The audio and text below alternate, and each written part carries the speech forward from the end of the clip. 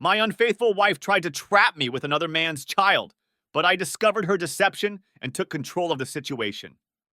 I am 47 years old and my wife is 45. We have been married for 22 years and have 3 children, a 20-year-old son and 2 daughters, aged 18 and 16. On September 11th, 2001, my wife had plans to meet a man she had connected with online at a nearby hotel. For months, they had been exchanging text messages and photos. At that time, we had been married for 2 years, and our son was still under a year old. Unexpectedly, her plans were thwarted by the World Trade Center attacks. Her uncle had been on the 84th floor of the South Tower, and it was presumed he had died instantly upon impact. The entire nation was grieving, and she was deeply affected. I stood by her during this time of mourning and offered her support. During her emotional breakdown, she confessed her intentions, expressing regret and showing me evidence that their relationship had not progressed beyond emotional exchanges. Prior to her confession, I had sensed something was amiss, but could never have imagined it was an emotional affair. This revelation left me in shock, as I had never believed she was capable of such behavior. She grew up in a very sheltered environment where she was not allowed to party, drink, or date. Later, she admitted to feeling as though she had missed out on life experiences. When we started our relationship, she told me I was her first, and I believed her. However, her confession on September 9th left me uncertain. If she was willing to go so far, I wondered what else she might be hiding. Had it not been for the actions of Osama bin Laden that day, she might have followed through with her plan, and I would have remained unaware. Her choice to come clean without being caught played a significant role in my decision to reconcile, provided she sought counseling. As there was no evidence of physical infidelity, I chose to forgive her, though the experience was devastating. Despite her remorse and attempts to make amends, it took years for the pain to fade into a distant memory. Trust, however, is a fragile thing. It's like a pristine sheet of paper. Once crumpled, it can never be restored to its original state. Even as I attempted to reconcile, I found myself constantly verifying her actions. Although she passed my checks, the trust was never fully restored. Then, 19 years later, on October 14th, 2019, I experienced another gut feeling, which I have come to dread. That Monday morning, she had a heated argument with our 18-year-old daughter. Later that day, after I managed to cheer up our daughter, my wife, still visibly upset, left the house and turned off her location sharing feature. This immediately raised my suspicions. The incomplete trust I had managed to rebuild over the years now required validation once more. I began discreetly checking her phone, computer, and anything else that might provide clarity.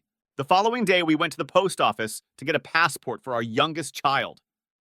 My wife seemed detached and was constantly on her phone, which was unusual for her.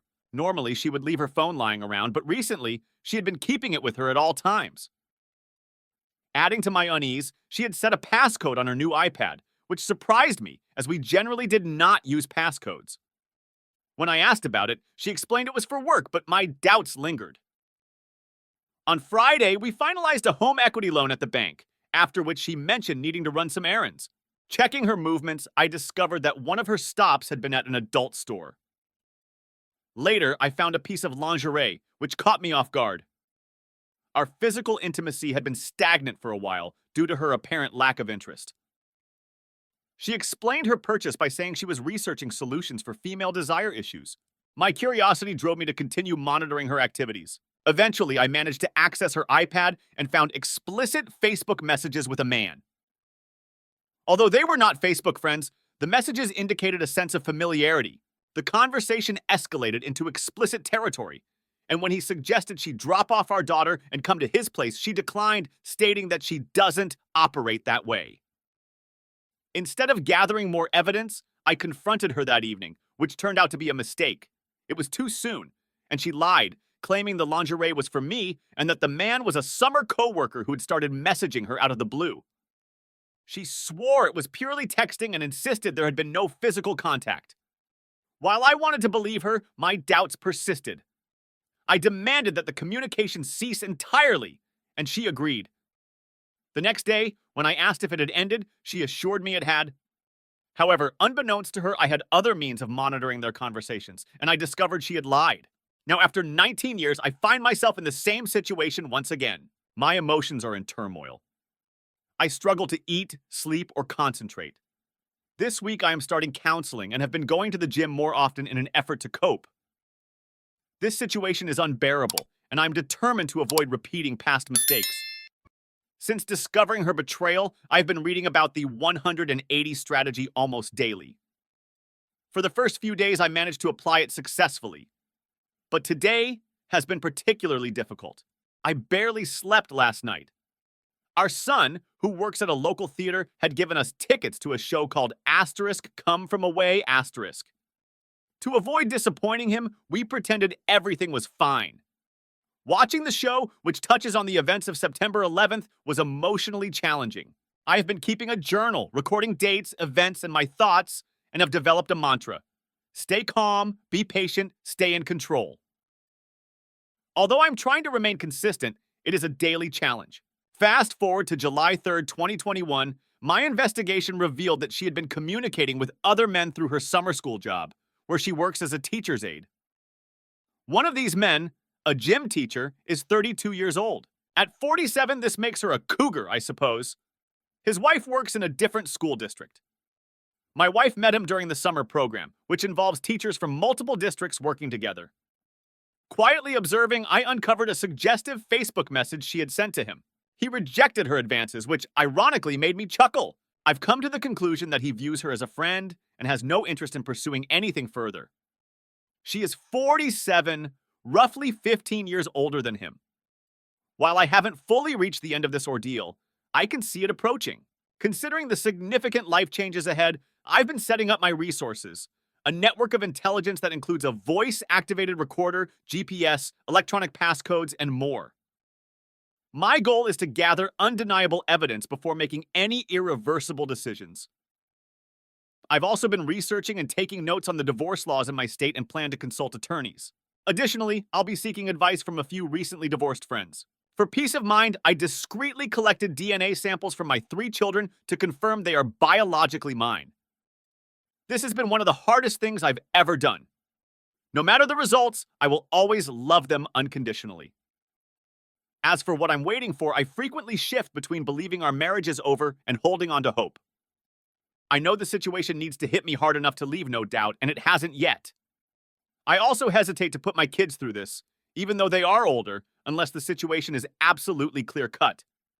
A part of me, morbidly, finds some satisfaction in hearing her complain on the voice-activated recorder about recent developments. For example, he unfriended several people recently, which I discovered through snooping, and she's unhappy about it. I know this perspective won't be well received, but over the last year, she's been experiencing what I describe as a midlife crisis. Her mother passed away in November, and the funeral is tomorrow. She's been taking the loss very hard.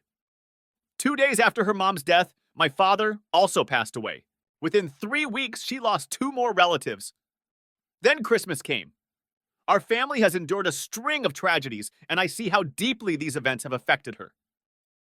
In the back of my mind, I wondered if her behavior might stem from these losses. Perhaps waiting to create more distance between these events and the additional pain of divorce is the right approach. For my kids and family, I'm willing to endure a bit longer.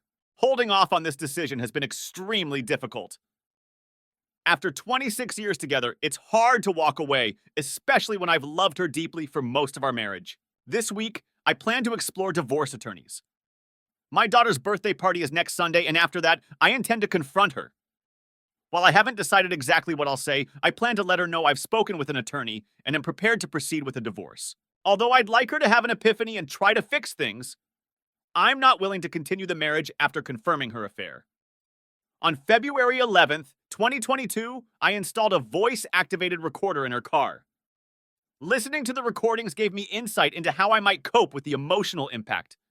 Sleeplessness? Use sleep aids like melatonin, nervous energy, head to the gym, lack of appetite. Focus on losing a few extra pounds. Trouble concentrating? Write down tasks and recite them. Night sweats? Keep towels and fresh clothes nearby. Finding some relief, I stopped spying and walking on eggshells. Before confronting her, she acted as though everything in our lives was perfect. For months, she treated me kindly, though I knew her mother's belongings from her father had upset her. Surprisingly, her grief didn't affect me. I felt no sadness or empathy seeing her emotional. When the confrontation finally happened, she pushed me to explain what was wrong. I simply said his name and added, "I know!" She became flustered and stormed out. Since then, I felt a profound sense of freedom. I no longer feel tense or pressured to act a certain way around her. Recently, something seemed off. We were getting along unusually well, and she was overly kind. Things that would have irritated her no longer did. At first, I thought she was genuinely happy, but the feeling nagged at me.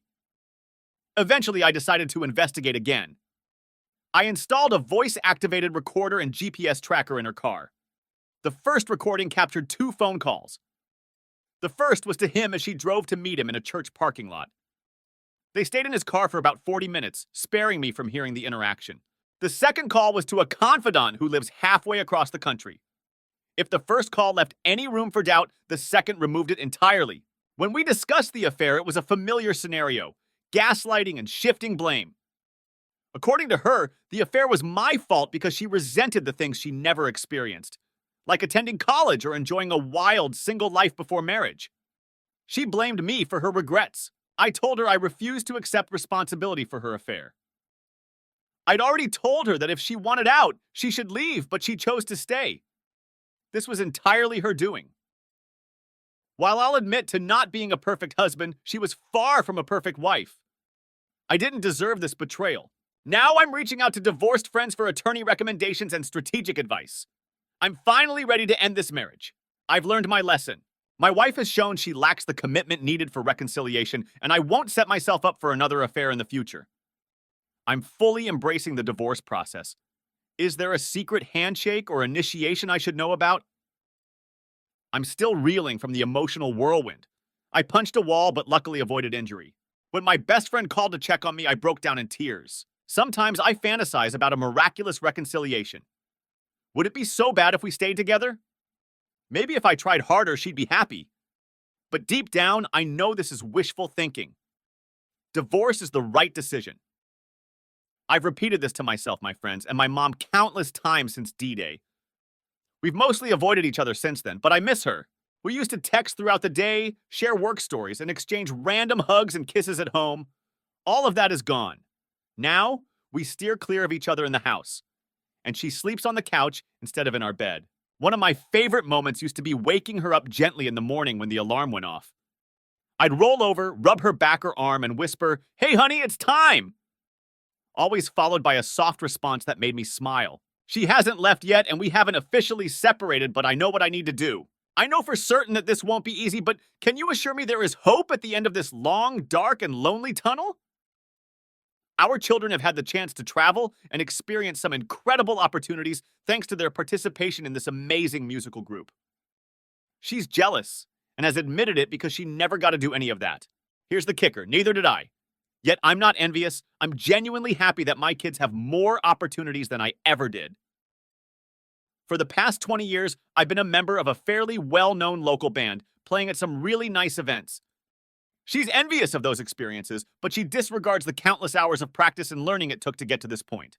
Strangely, she often shares stories with me about coworkers who mentioned seeing or following our band, almost as if she enjoys the attention of being married to one of its members.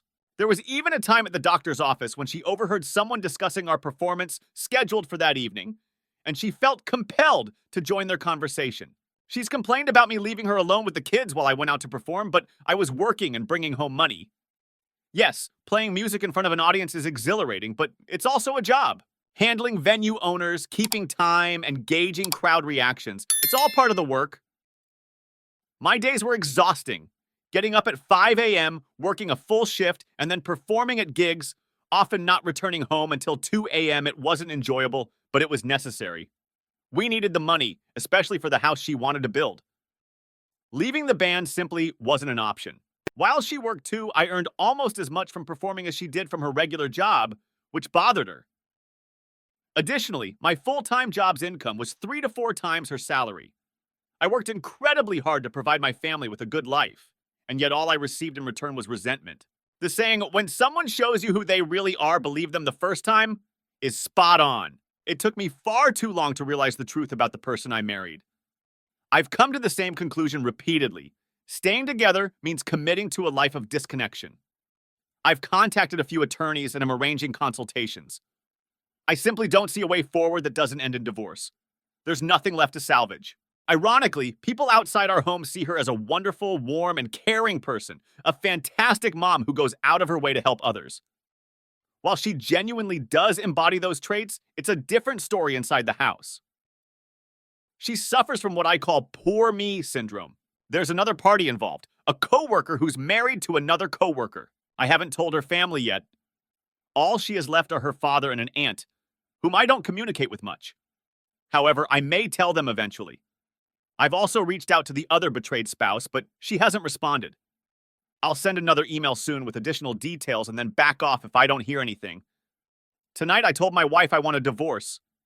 She wanted to hug and cry, but those moments are behind us. She understood, and we spoke wistfully about how we wish things had turned out differently. When I asked if she'd considered this outcome while making her choices, she admitted she had, but was still deeply upset. I'm conflicted because I still love this woman, but I can't stay with her anymore. I don't want to take this path, but I have to. A few years from now, I'll find solace in knowing I chose freedom. While the band is currently on hiatus, I've lined up opportunities to keep playing. We perform classic rock with horns like Chicago. I'm a trumpet player, and I'm optimistic about what's ahead. This journey will be tough, but I'm confident I'll emerge stronger. She suggested counseling, but I declined while encouraging her to seek it for her own well-being. My one regret is not ending things sooner. Over the past few years, I've strived to be a model husband, placing her above everything else. Yet here I am. Whenever I consider holding on to the marriage, I'm reminded why I can't. It's a sad realization, but it reinforces my decision to move on. After receiving no response to my initial email, I took advice from another source and called the other betrayed spouse to share what she needed to know. It was an emotionally draining experience. She was devastated, and I felt responsible for her pain, even though all I did was tell her the truth. She thanked me, and while it wasn't easy, I know it was the right thing to do. We spoke further, and I directed her to this support site, which has been a lifeline for me. I reassured her that she could reach out to me anytime, and she expressed gratitude. Comparing notes with her helped bring clarity to the situation. After the call, I felt more certain about my decision to speak up. She thanked me again, and I believe I did the right thing, even though it was difficult. Hearing about his behavior reaffirmed my choice. It's clear he crafted a narrative of marital unhappiness to elicit sympathy. While I don't excuse her actions, it's possible she was manipulated by his words. My wife remains unaware that I exposed the affair, which has deeply impacted 2 families and 6 children. Imagining those kids questioning their parents' decisions is heartbreaking. At home, I limit conversations with her to topics about the kids or household matters. I avoid being in the same room as much as possible. The atmosphere is cold, and she's slowly coming to terms with how far she's gone. I've begun consulting lawyers, leaning on friends for support, and making concrete plans to leave. She's still not entirely out of her denial, but I'm creating distance as much as I can. We only talk when she initiates, and it's strictly about practical matters. She may expect me to act as if nothing happened or to try to win her back, as I have in the past. But those days are long gone. I never really stood up to her or clearly expressed my demands to work on our relationship. Instead, I settled for a few apologies and some overcompensation. Now, I'm committed to doing a complete 180 by limiting communication strictly to essentials. No casual chats, no inquiries about her well-being, and no updates about my day. None of that. I sense she's struggling with my detached approach, but she refuses to take responsibility for her behavior, preferring to cast herself as the victim. It's unfortunate she doesn't see why she alone bears the full weight of the issues in our marriage. Tonight was pleasant, though. We attended my youngest daughter's high school musical, which was enjoyable. However, my wife sat beside my mother, who remains unaware of her infidelity. During the show, the other betrayed spouse texted me, stirring up painful memories. Whenever I wistfully imagine us staying together, I remind myself that in a few months, I'd likely end up in the same situation. This realization strengthens my resolve to pursue divorce. It may seem absurd that I'm still hesitating, as the choice should be unequivocal by now. Yet I find myself reflecting on our shared life and family, yearning to repair it all and move forward. These moments of longing, however, are fleeting, quickly replaced by the harsh truth that she's no longer someone worth staying with. I think this is progress. It's part of the process. The question persists. Why? What led someone raised in a devout Christian household and so proud of her faith to cross such extreme moral boundaries ingrained since childhood? Tonight brought the final straw. I tracked her to a parking lot where her car remained stationary for some time. She then drove to a store and returned to the lot. Watching her, I suspected she wasn't alone, so I decided to investigate. Sure enough, her car was parked next to his. I contacted his wife, who encouraged me to confront them and take a picture. I did just that, telling my wife not to return home that night. Later, when I got home, she called me, crying and apologizing. I allowed her to come by briefly to collect some belongings and leave for a while. With that, the unanswered questions were finally resolved and the story reached its conclusion. Or so I thought. The DNA results for my 3 children, which had been sitting in our shared mail area for weeks, suddenly came to mind. I had forgotten to check because I don't usually get much paper mail and assumed there was no cause for concern. Unfortunately, I was wrong. The test revealed my oldest son is not biologically mine. I was devastated. It seems she was unfaithful even during the early years of our marriage. Breaking the news to my children was heartbreaking, but I didn't want to keep secrets. I told my son the truth last night. There were many hugs and tears. Although my soon-to-be ex-wife was still staying elsewhere after I caught her with her partner in his car, I know this revelation will also affect her. My son, who is now 20, has been raised by me, and I will always see him as my own. He's an exceptional young man any father would be proud of, but he isn't ready to confront his mother. I later called her to share the discovery, and all she did was cry and apologize.